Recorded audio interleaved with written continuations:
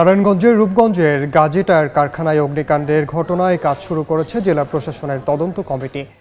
বিকেলে ঘটনাস্থল পরিদর্শন করেন ৮ সদস্যের কমিটি। পরে সেখানে সংবাদ সম্মেলনে কমিটি প্রধান জানান, ফায়ার সার্ভিস ড্রোন দিয়ে ভবনের ভেতরে অনুসন্ধান করছে, তবে এখনও কারো মরদেহ পাওয়া যায়নি। প্রয়োজনে সেনাবাহিনী সহ অন্যান্য সংস্থার সাহায্য নেওয়া হবে বলেও জানান তিনি। এ সময় নিখোঁজদের তালিকা তৈরি সহ ১০ কার্যদিবসের মধ্যে তদন্ত প্রতিবেদন দাখিল করার আশ্বাস দেন তদন্ত কমিটি প্রধান। রোববার রাতে ওই ভবনে আগুন ধরিয়ে দিলে আটকা পড়েন অনেকে।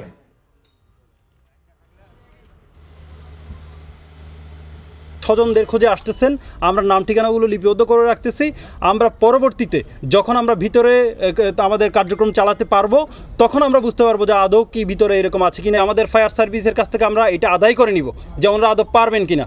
যদি ওনারা না পারেন, সেক্ষেত্রে আমরা দ্রুততার সহিত আমাদের ঊর্ধ্বতন কর্তৃপক্ষকে জানাবো যে যদি আমাদের ন্যাশনাল পর্যায়ে থেকে এক্সপার্ট নিয়ে আসা লাগে, তাও আনতে হবে।